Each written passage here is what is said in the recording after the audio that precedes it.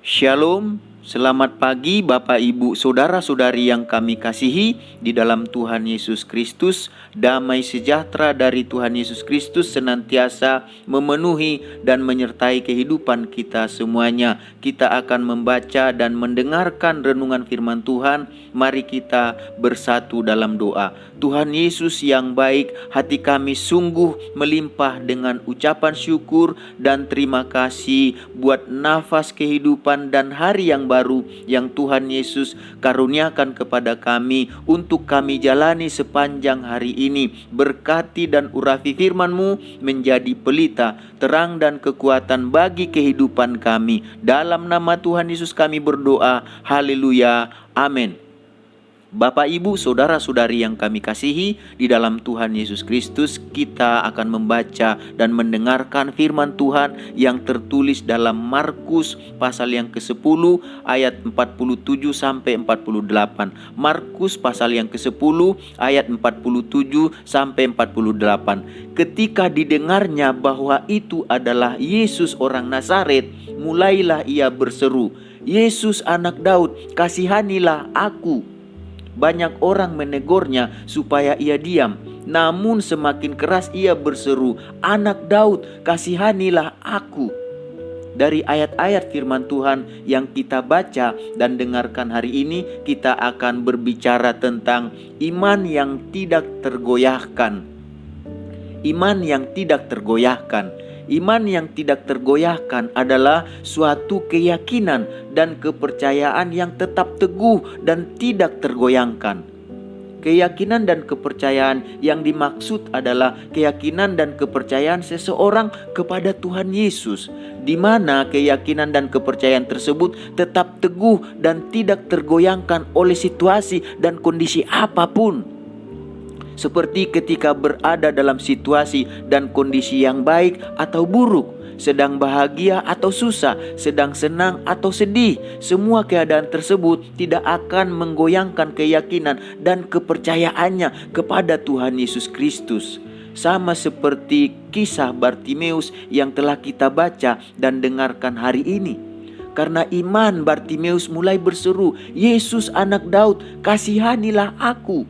Seruan itu menunjukkan bahwa Bartimeus memiliki suatu keyakinan dan kepercayaan kepada Tuhan Yesus yang penuh belas kasihan yang akan menyembuhkannya.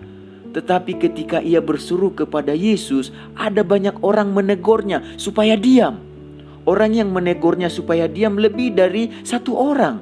Teguran tersebut bisa saja membuatnya berhenti untuk berseru memanggil nama Yesus.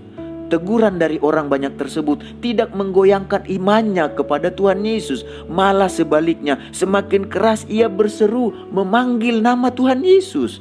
Itu menunjukkan bahwa Bartimeus memiliki iman yang tidak tergoyahkan. Iman tersebut menarik perhatian Tuhan Yesus, membuat perjalanannya terhenti dan menyuruh untuk memanggilnya dan membawa kepada Yesus.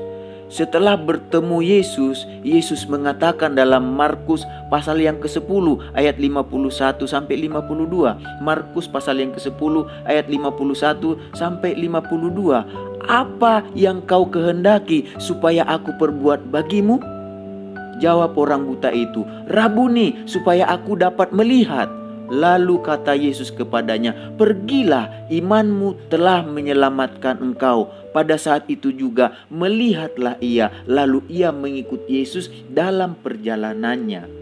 Bapak, Ibu, Saudara-saudari yang kami kasihi dalam Tuhan Yesus Kristus, dalam menjalani hari ini, mari kita belajar dari Bartimeus yang mengalami mukjizat kesembuhan dan menerima keselamatan karena ia memiliki iman yang tidak tergoyahkan, suatu keyakinan dan kepercayaan teguh kepada Yesus dan tidak tergoyahkan. Iman yang tidak tergoyahkan menyenangkan hati Tuhan Yesus, dan iman tersebut akan mendatangkan mukjizat dan keselamatan bagi kehidupan kita. Mari kita bersatu di dalam doa. Tuhan Yesus, kami mengucap syukur buat firman-Mu yang kami sudah baca dan dengarkan Tuhan. Biarlah firman-Mu Tuhan menerangi kehidupan kami sepanjang hari ini, menguatkan kami sepanjang hari ini, supaya Tuhan Yesus kami memiliki iman yang tidak tergoyahkan, sama seperti iman yang dimiliki oleh Bartimeus yang mendatangkan mujizat kesembuhan dan keselamatan baginya. Dan biarlah iman itu menjadi milik kami sepanjang hari ini Tuhan Yesus. Kami juga berdoa buat bangsa dan negara kami ini. Berkati bangsa dan negara kami ini dalam situasi dan kondisi apapun. Biarlah hikmat Tuhan, biarlah pertolongan perlindungan Tuhan, kekuatan Tuhan menyertai pemimpin negara kami ini, baik itu presiden, wakil presiden, semua menteri yang ada, jajaran yang ada, yang dipercaya memimpin bangsa ini. Biarlah mereka memiliki hati untuk bertanggung jawab, memberikan yang terbaik buat rakyat yang dipimpin Tuhan. Kami berdoa juga buat anak-anak Tuhan, umat Tuhan yang ada di tengah bangsa ini. Pakai Tuhan Yesus, berkati untuk menjadi berkat bagi bangsa ini Tuhan. Secara khusus buat umat-Mu yang digembalakan oleh Bapak Pendeta Liamin yang ada di JSS Tuhan, dan kami semuanya yang mendengarkan renungan firman Tuhan hari ini. Berkati kami, urapi kami, lindungi kami, sertai kami sepanjang hari ini Tuhan, dalam rumah tangga, keluarga, usaha pekerjaan, studi, baik itu perkuliahan, sekolah kami, apapun aktivitas kegiatan kami sepanjang hari ini, kerinduan dan keinginan kami percayakan ke dalam tangan Tuhan Yesus. Segala berkat yang terbaik yang Kau janjikan dalam firman-Mu menjadi bagian kami sepanjang hari ini. Dalam nama Tuhan Yesus kami berdoa. Haleluya. Amin. Selamat beraktivitas. Tuhan Yesus memberkati kita semuanya.